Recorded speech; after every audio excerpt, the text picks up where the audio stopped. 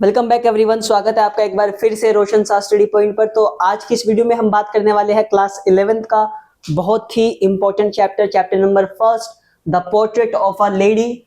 और ये जो हमारा चैप्टर है, इसके जो ऑथर है वो है खुशवंत सिंह।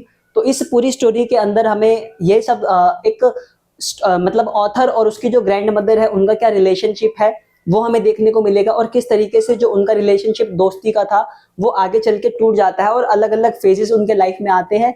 तो पूरी स्टोरी में हमें यही देखने को मिलने वाला है। मैं आपको छोटा सा इंट्रो बता देता हूँ स्टोरी का क्या रहने वाला है, जिसमें एक दादी होती है और दादी जो होती है अपने ग्रैंडसन के साथ, ठीक है, जो खुशवंत सिंह है उनके साथ, मतलब वो उसको सुबह उठाती है, उसको स्कूल लेके जाती है, फिर उसको खाना खिलाना, उसको गीत प्रार्थनाएं याद करवाना, ये सारी एक्टिविटी उनकी स्टार्टिंग में होती है। देन क्या होता है कि जो ऑथर के जो फादर है उसको बुला लेते हैं, आप बोल सकते हो नगर टाइप में, शहरी इलाके में उसे बुला लेते हैं। देन क्या होता है कि जो हमारे ऑथर है खुशवंत सिंह, वो अपनी ग्रैंड मदर से दूर हो जाते हैं, यानी कि अपनी दादी से वो दूर हो जाते हैं, जिसका सेपरेशन जो होता है वो दादी धीरे धीरे मतलब भूलने की कोशिश करती है। ठीक है, पूरी स्टोरी में ही हमें बताया गया है। उसके बाद हम थोड़ा और आगे आएंगे तो जो हमारा ऑथर है खुशवंत सिंह है वो यूनिवर्सिटी में एडमिशन ले लेता है। तो यूनिवर्सिटी में जाने के बाद उनका जो रिलेशनशिप है वो और कम हो जाता है, अब उनकी बातें कम हो जाती है। ठीक है, तो पूरी स्टोरी में हमें इसी चीज को बताया गया कि एक ग्रैंडसन जो है और ग्रैंड मदर का रिलेशनशिप क्या है, मेन फोकस हमारा ये रहने वाला है। देन जो हमारा ऑथर होता है वो विदेश चला जाता है पढ़ने के लिए और 5 साल के बाद वापस रिटर्न घर आता है। तो 5 साल के बाद जब रिटर्न घर आता है तो उसकी दादी को क्या खुशी रहती है कि उसके आने पर वो बहुत ही यूनिक तरीके से उसका स्वागत करना। ठीक है, तो ये सारी चीजें हमें देखने को स्टोरी के अंदर मिलने वाली है। और एट दी एंड हमारी स्टोरी के अंदर जो हमारी इसकी ऑथर की दादी होती है वो बीमार पड़ जाती है और वो उनका डेथ हो जाता है। ठीक है, तो डेथ होने के बाद उनकी जो क्या मूवमेंट है पूरे घर का, ये सारी चीजें हमें स्टोरी के अंदर देखने को मिलेगी। तो सबसे पहले हम शुरू करते हैं, इसमें हम पॉइंट्स वाइज जानने की कोशिश करेंगे कि क्या पॉइंट्स हमारे रहने वाले हैं। ठीक है, और जैसे कि आप इधर स्क्रीन पर देख सकते हो, पहले हम ऑथर के बारे में थोड़ी सा इंट्रो ले लेते हैं।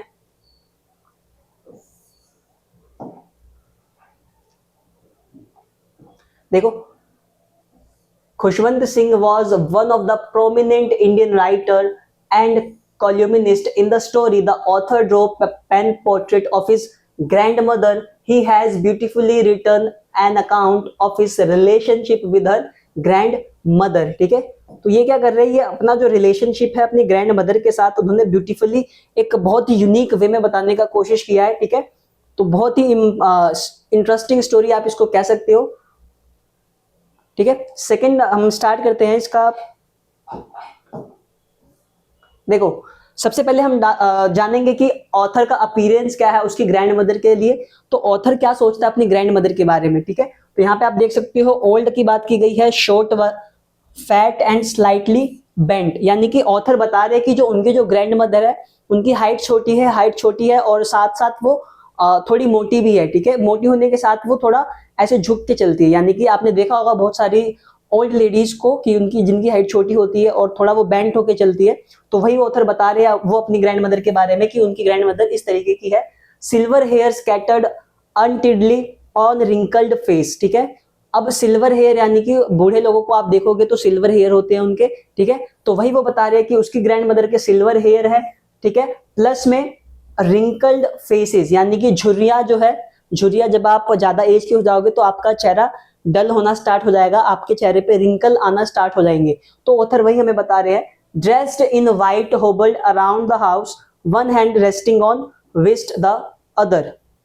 देखो, व्हाइट ड्रेस्ड में उन्होंने एक्सप्लेन किया उनको अपनी ऑथर को, और वो बता रहे कि उनका एक हाथ हमेशा ऐसे कमर पे रहता था, विस्ट पे रहता था इस तरीके से, और ऐसे वो चलती थी, और हाथ में वो माला टाइप जो आपने देखा होगा ओल्ड लेडीज को, तो वो प्रार्थना भजन कीर्तन में ज्यादा रहती है। तो इस तरीके से उन्होंने अपनी ग्रैंड मदर को एक्सप्लेन करने का कोशिश किया है। Telling the beads of a rosary. ठीक है,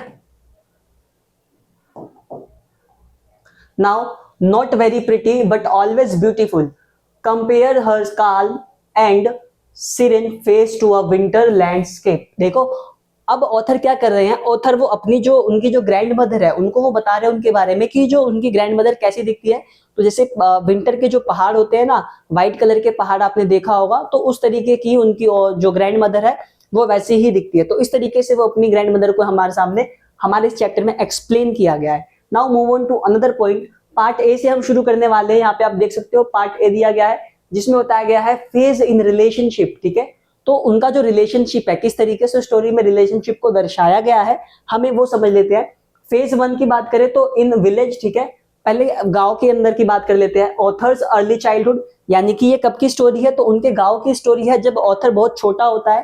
ठीक है, जब ऑथर के जो माता पिता जो होते हैं वो शहर में रहते हैं, लेकिन ऑथर अपनी ग्रैंड मदर के साथ कहां पे रह रहा है, वो गांव में ही रह रहा है। ठीक है, देखो अब इसमें फर्स्ट पॉइंट क्या कहा गया है, grand mother woke up the author in the morning, plastered his wooden slate. देखो वुडन स्लेट मतलब अपने आप गांव जाओगे तो अभी भी वहां पे बच्चे जो स्कूल जाते हैं, स्कूलों में वो लोग उसका यूज करते हैं, स्लेट का यूज करते हैं। व्हाइट कलर का चौक होता है, वो उस पर लिखते हैं, फिर उसको मिटा देते हैं गीले कपड़े से।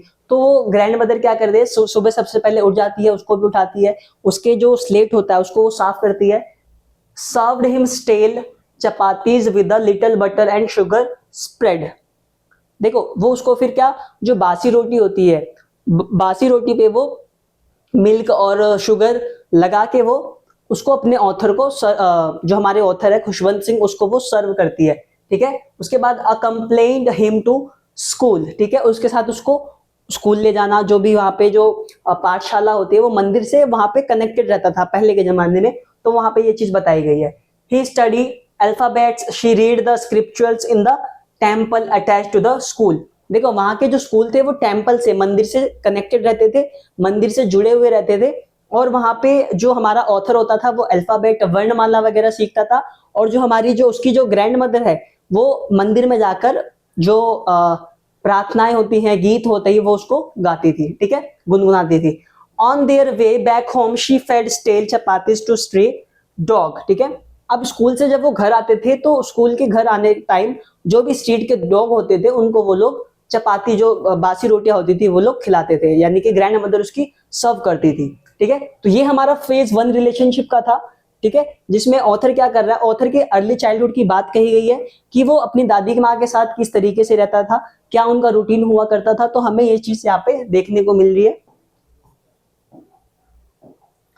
नाउ फेज 2 की बात करते हैं। यहाँ पे फेज 2 दिया गया है, तो फेज 2 में हम लोग जानेंगे सिटी के बारे में। ठीक है, और सिटी में जब वो ऑथर हमारा चला जाता है तो क्या रिलेशनशिप पे उन पे क्या असर पड़ता है उनकी दादी माँ और उसके बीच। ठीक है, तो a turning point in their relationship.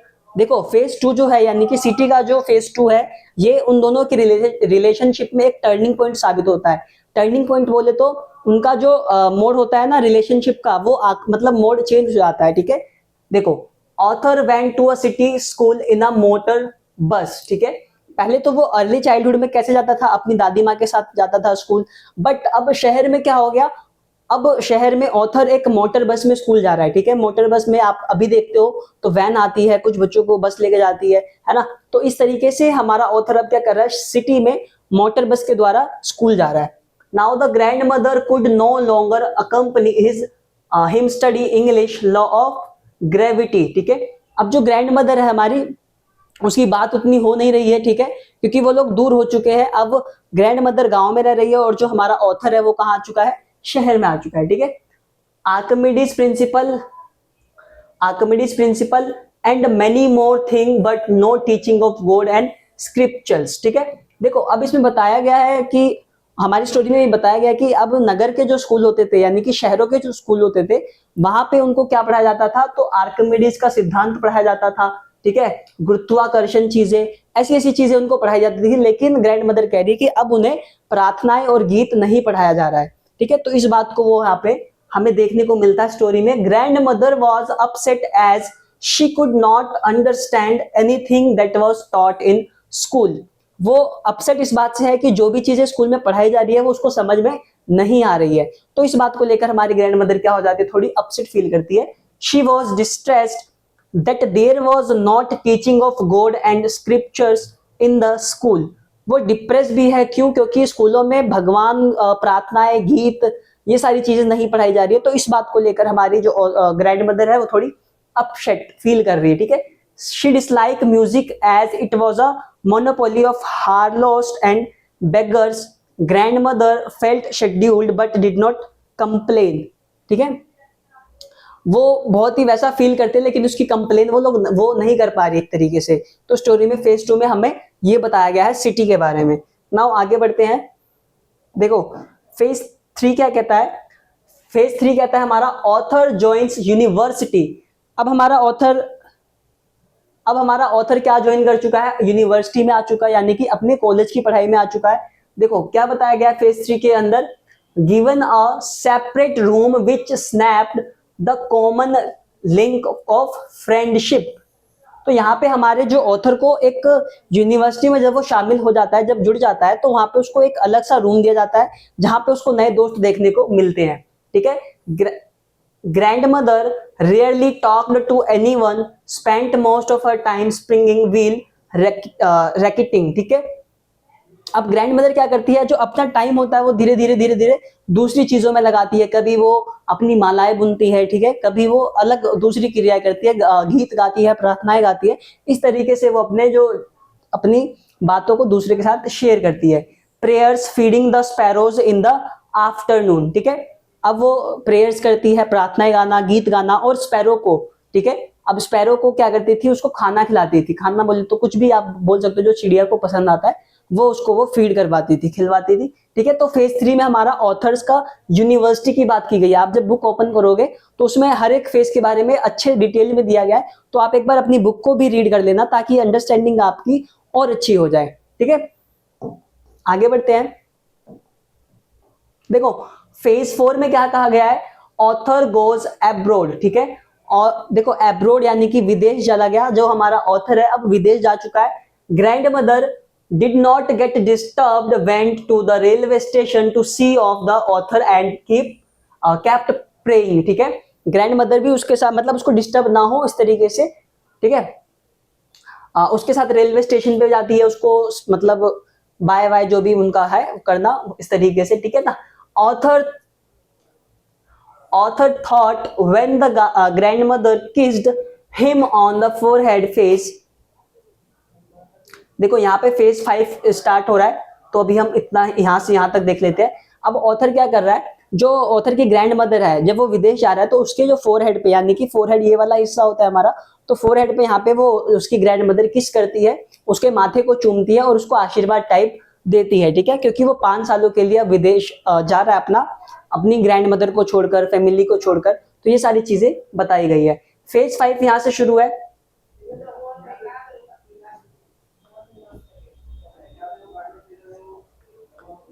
देखो फेज 5 यहां से शुरू है। तो फेज 5 में क्या कहा गया है, authors home coming come back after 5 years, यानी कि 5 सालों के बाद वो वापस आता है। जो हमारा ऑथर है 5 सालों के बाद घर वापस आता है। ग्रैंड मदर रिसीव्ड, देखो रिसीव्ड यहां से थोड़ा डैश आएगा। लिमार्ट railway station celebrated the occasion by singing song of the homecoming of warriors on an old dilapidated drum along with the cities of the neighborhood। अब वो जब वापस आता है तो उसकी ग्रैंड मदर इतनी खुश होती है, वो अपने आसपास की महिलाओं को इकट्ठा कर कर, ठीक है, अपने आसपास की महिलाओं को इकट्ठा कर कर, और ड्रम वगैरह जो ढोल ड्रम होता है इसको पीटते हुए वो एक गाना गाती है। मतलब गाना इस तरीके से होता है जैसे कि कोई वॉरियर वापस आया हो, इस तरीके का वो सॉन्ग वो उसके सामने में प्रस्तुत करती है। ठीक है। जब वो हमारा ऑथर वापस रिटर्न घर आता है, उसके बाद हम देखेंगे यहाँ पे पार्ट बी स्टार्ट हो जाता है। ठीक है। पार्ट बी में क्या, last hours of her life. Last hours of her life यानी कि अब जो हमारी ग्रैंड मदर है उसके जो जीवन का आखिरी आधा घंटा है किस तरीके से व्यतीत होता है, इस बात को बताया गया है। नेक्स्ट मॉर्निंग यानी कि अगली सुबह got a mild fever, knew that her end was near. ठीक है। अब जो ग्रैंड मदर है उसको पता चल जाता है कि उसका जो अंत है बस अब करीब आ चुका है, अब वो ज्यादा दिन नहीं जीने वाली है, ज्यादा टाइम नहीं जीने वाली। डिड नॉट टॉक, किसी से वो बात नहीं करती। Wanted to spend the last moments of her life praying. ठीक है। वो चाहती है कि उसका जो लास्ट मोमेंट है उसकी लाइफ का वो प्रेइंग के साथ व्यतीत हो, यानी कि प्रार्थनाएं गाते गाते ही समाप्त हो। ठीक है। kept telling the beats of her rosary till her stopped moving and the rosary fell from her lifeless fingers। ठीक है।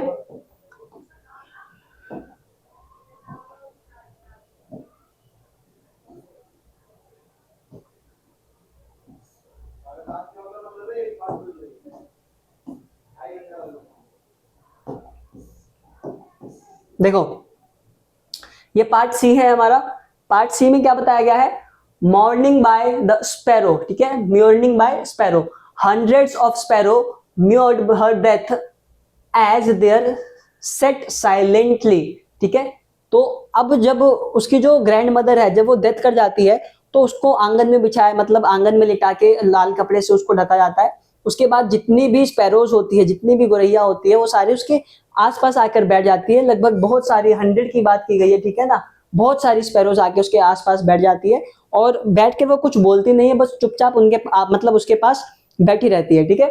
उसके बाद ऑथर्स मदर यानी कि खुशवंत सिंह की जो माँ है वो क्या करती है, author's mother throw bread crumbs but sparrows took no notice. अब उसकी जो माँ है वो जो स्पैरोज उसके पास बैठी रहती है, उसको खाने का कुछ टुकड़ा मतलब देती है, लेकिन कोई सी भी चिड़िया कुछ भी नहीं खाती है, ठीक है। वो बस साइलेंटली उनके आसपास बैठी रहती है। Flew away quietly when grandmother's body was carried away. जब उसकी ग्रैंड मदर्स की बॉडी को बाहर ले जाया, मतलब बाहर लेके जाया जाता है, मतलब चले जाते हैं लेके, तब जितनी भी स्पैरोज होती है वो धीरे धीरे अपना चुपचाप वो भी उड़ जाती है, ठीक है। लेकिन खाना जो वो टुकड़ा होता है रोटी का वो कोई नहीं खाता और वो अभी भी वहां पर ऐसा पड़ा हुआ है, ऐसा बताया गया है स्टोरी के अंदर, ठीक है। तो ये था हमारा the portrait of a lady, ठीक है, जो कि बहुत इंपॉर्टेंट है। प्रश्न इससे भी बनते हैं एग्जाम में, क्वेश्चंस आते हैं एग्जाम के अंदर। और हो सकता है क्वेश्चन फेज से रिलेटेड पूछ ले कि सिटी का फेज क्या था ऑथर और उसकी ग्रैंड मदर का, ठीक है। उनके विलेज का फेज क्या था ऑथर और उनकी ग्रैंड मदर का। तो इस टाइप के कुछ क्वेश्चंस भी हमें देखने को मिलते हैं एग्जाम में। तो मैं उम्मीद करता हूं आपको एक्सप्लेनेशन समझ में आ गई होगी और हम मिलते हैं बहुत जल्दी एक नई वीडियो के साथ, या इसके क्वेश्चन आंसर हम लोग कर लेंगे ताकि ये चैप्टर हमारा बहुत अच्छे से एक इजी वे में कंप्लीट हो जाए, ठीक है। तो मिलते हैं आपसे नेक्स्ट वीडियो में।